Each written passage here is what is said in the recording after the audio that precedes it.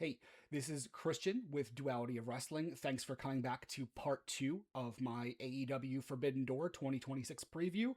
Um, if you haven't watched part one yet, go ahead and check that out. I broke down the first six matches on the card, factoring in all of the 0 hour matches. Um, Not a lot that I expect will be earth shattering in terms of changes or unexpected finishes for these matches. But I do think they're going to be excellent from an in ring standpoint. AEW always delivers on that with their pay per views. I don't expect this to be any particular exception.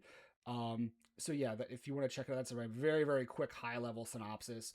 But definitely go check out part one. I broke down all of the matches individually, some of their builds, and how I think the match itself will shake out. So let's move on to the second half of the show.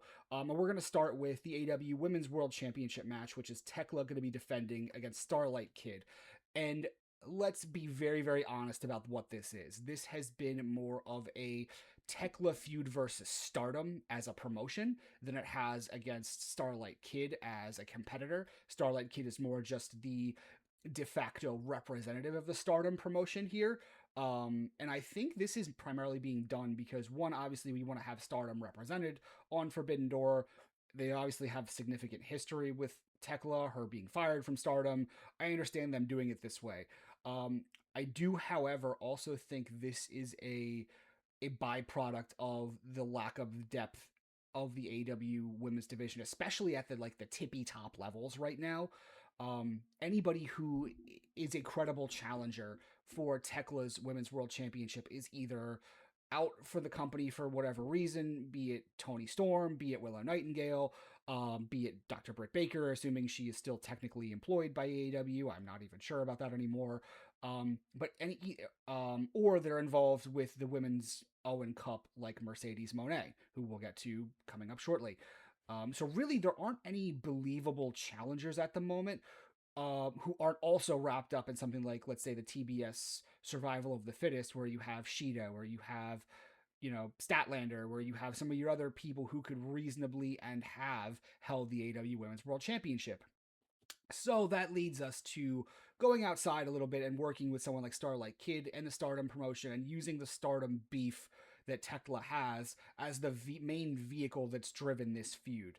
And I ordinarily would be a little bit against this feud because the idea of her feuding with an entire promotion that isn't really represented much on AEW television, and when they are, they don't really acknowledge what Tekla's doing. See sort of Hazuki's involvement in the Women's Owen Cup, but didn't stick around to defend Stardom at all, which to me feels like a miss.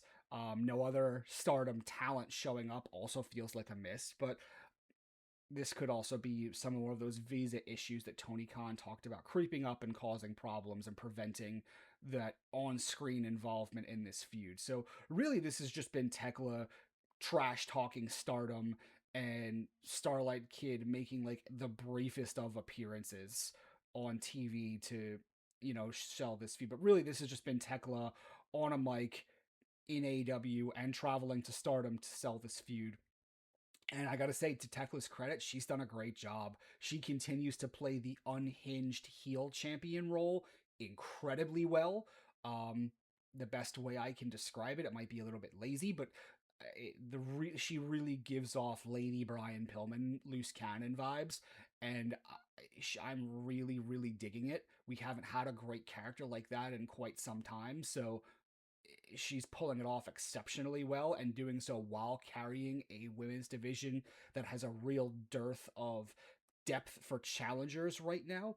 So really, my hat is off to Tekla for the work she has done keeping the women's championship afloat and keeping the women's division credible while it goes through this transitional period where there aren't a great deal of credible challengers for that championship right now, especially on the babyface side of the ball. So well done on her end. But that said, I also don't see Starlight Kid taking the belt off here. Tekla, she has been far too good. Tekla has at playing the role she's in. Um, she has the Triangle of Madness backing her up, which obviously could get involved at any given point.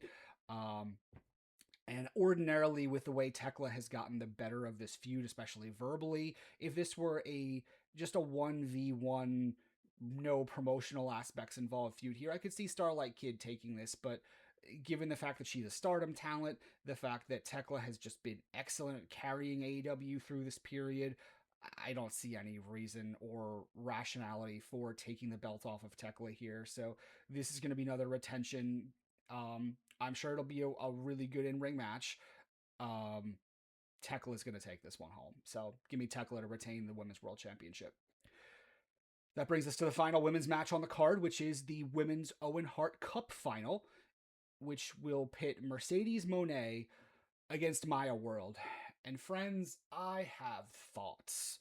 The Women's Owen Cup has been marred so much by talent not being available, unfortunate injuries or replacements happening at the last minute, and then having to make a lot of different creative pivots as a result of those lack of availability from talent.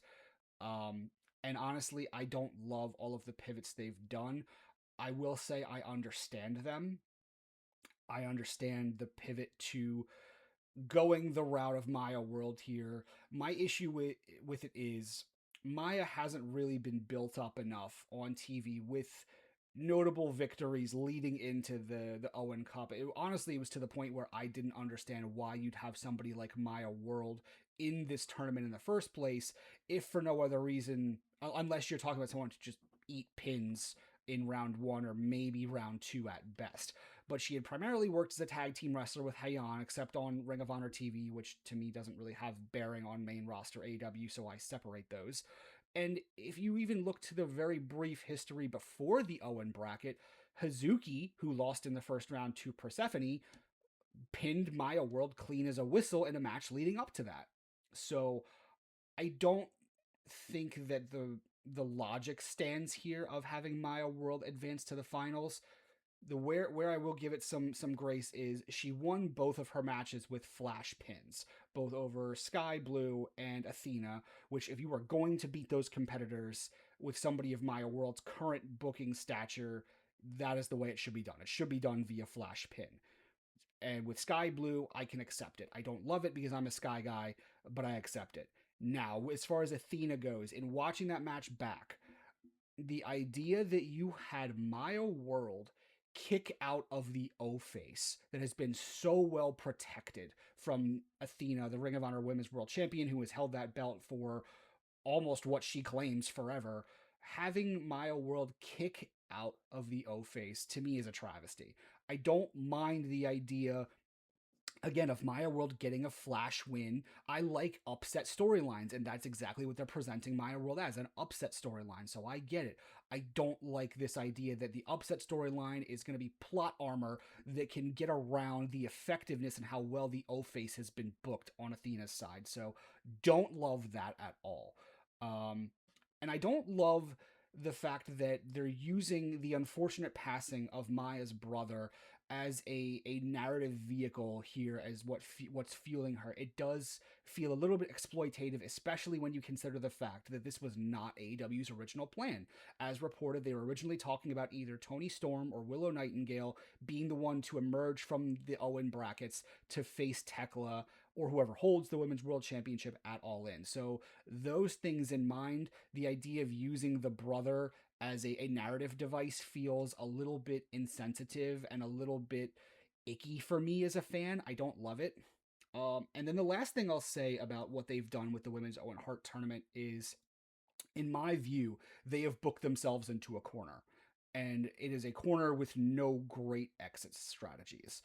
Either you have Maya World defeat Mercedes Monet, which would easily be the biggest win of Maya's career, and it borders on stretching credibility beyond a reasonable doubt, to the point where it might, remove that suspension of disbelief that's necessary to make wrestling work. Um, and then even if you take that aspect of it out of it, like say you do another flash win, which I would not love them going back to that particular well again, but I also don't want to see Maya World beating Mercedes Monet clean in the middle of the ring either, which no matter which way you went with that, either way doesn't work great. Then you're left with a women's main event for All In of Tekla versus Maya World for the AEW Women's World Championship. And I'm sorry, for a stadium show where you need to sell out multiple tens of thousands of seats, 60, 70 plus thousand seats. That's not going to drive ticket sales. I'm sorry, it's not. It's just not. Tekla already is still continuing to build up her own credibility as champion. She's doing a great job, but right now she's been feuding with an entire promotion, none of which are really on AEW TV. So she's got an uphill battle there. And then you're putting on Maya World, who has been essentially, as far as AEW TV is concerned, up until 4 weeks ago, a tag team wrestler at your biggest show of the year. It doesn't work. I'm sorry. It's a nice story. It doesn't work.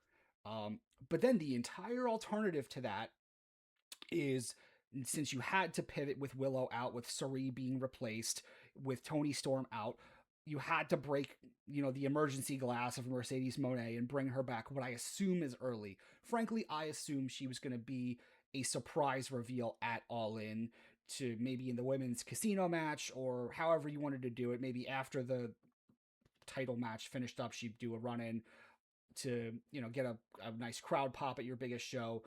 But I think she was going to be held off until then. They had to bring her back early based on all of the issues that befell the women's bracket. But you just brought her back again as the CEO character with no real twists to it. You gave her a new theme, cool, but the character is still essentially the same. Fans were really hype for Mercedes coming back, and the idea that we brought her back as a heel, the exact same heel, mind you, rather than doing at least a temporary babyface run where she could challenge Tekla as a babyface against Tekla's heel, uh, that would have made more sense to me. Doing a heel versus heel match at All In with Mercedes versus Tekla, I don't like that. I don't think it's really going to work, especially considering Tekla is going to have the Triangle of Madness backup. I don't think it makes sense. And then you also have to overcome this would be Mercedes Monet's second year in a row of winning the Women's Owen Cup. I don't like that either. This should be a vehicle we are using to advance talent from here to here. My issue with the way they have booked this tournament is you are advancing a talent in Maya World who, in terms of AEW booking, had been here.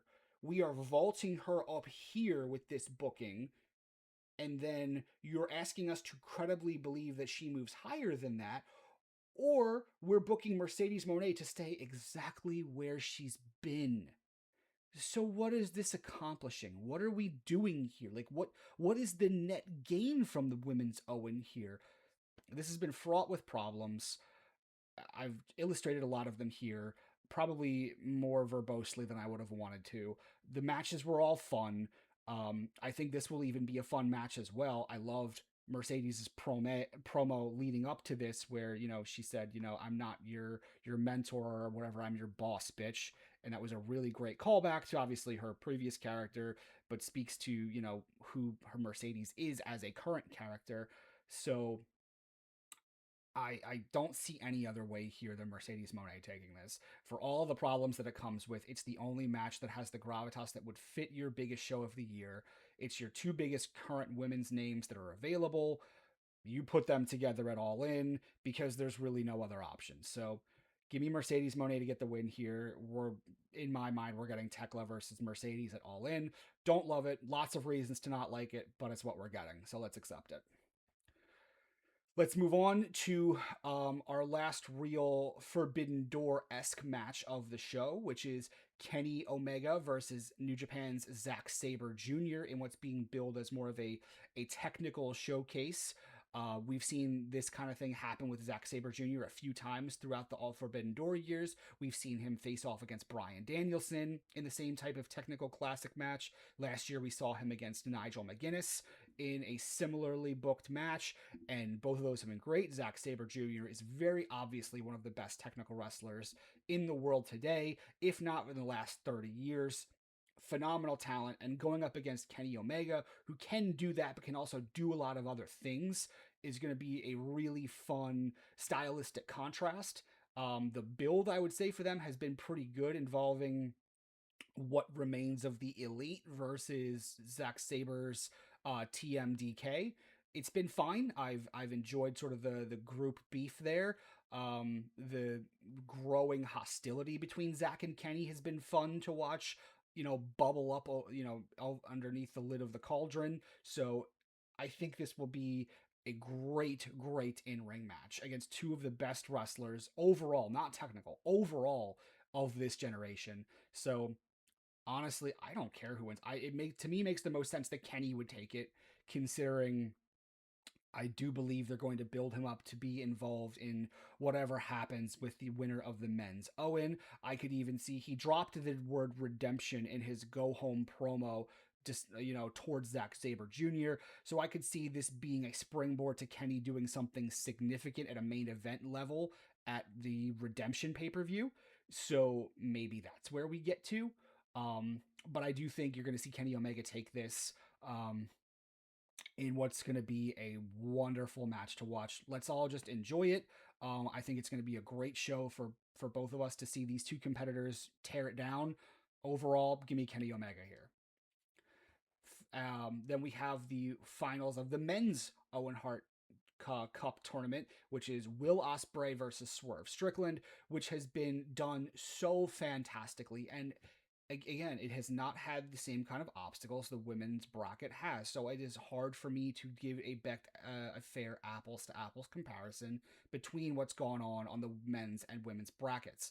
But that all said, the men's bracket to me has been what a traditional tournament feels like and almost should be like, except for the fact that it's been a little bit too predictable. I called, if you go back to my preview shows for the Owen Hart Cup tournaments with the women's, obviously I was really freaking wrong because of all the changes that have happened in that tournament.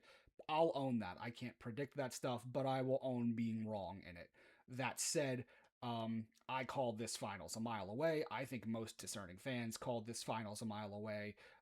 They were the most prominent names on either side. They have personal history at the last All In. They were kept on either side of the brackets. So they were basically being kept apart until the finals. And it makes sense as to why they've gone this way because the promos between both of these guys have been really good so far. And the credibility of both competitors, Swerve being a former AEW World Champion, Will being the ascendant talent who we think is next in line for the AEW World Championship, it really creates a high level of gravitas for this match. And it makes you feel like anybody could win, even though I think we all believe Will Ospreay is going to the main event of All In his home country. So it makes sense that they went this route. But the build has been great. The men's matches were wonderful. I am really looking forward to this. I would actually say this is the match I am looking forward to most on this card because these guys are going to show out so hard. And I would not even be surprised if this main evented the show were it not for the fact that our, multi-man match that is likely to close it is a steel cage, and there are logistics with getting the cage up and down and the time constraints that can have. I think the multi-man match main events, but this match is strong enough to absolutely main event to pay-per-view, and I'm super excited for it. These guys can go like nobody else in the ring. Ospreay has the new aspect of his character with the Death Rider involvement that's made him a bit more mat-based while he's still doing all of his aerial assassin stuff. Strickland, to his credit, since his return, he's really leaned into the most dangerous man thing, and he's been doing really well with that. His promos have been great. Nana's even gotten, some of an edge back to him, so he could be a factor here. Ultimately, again, in what's going to be a fantastic match, Will Ospreay is going to emerge with the title shot at All In his back pocket. Will he put it up against maybe a Kenny Omega at Redemption? I don't know how that's going to work. I hope so. That could be really fun, assuming they don't go Kenny versus Will at All In itself. That's another aspect that they could go with. Who knows? I'm interested to see. There's a lot of directions you can go with the main event scene right now. But I think the clearest direction is Will Ospreay's involvement in any feud that happens. So give me Will Ospreay here in what's going to be a treat for all of us. Now, we have what I think will close the show is Team Conglomeration Briscoe, whatever, which makes up Mark Briscoe, Orange Cassidy, Roderick Strong, Kyle O'Reilly, Konosuke Takeshita, and Darby Allin taking on Team DCMJF. which consists obviously of MJF and Don Callis family members, Kevin Knight, Kyle Fletcher, Jake Doyle, Kazuchika Okada, and Andrade El Idolo. There are a lot of moving parts in this match, and if I'm being very honest, a few of these moving parts I really would have liked to have seen in singles matches. I really would have liked to have seen the Darby Allin Kevin Knight beef get its own singles match here. I would have liked to have seen the Takeshita Kyle Fletcher beef get its own singles match here. I think all of those talents deserve a lot more individual spotlight here.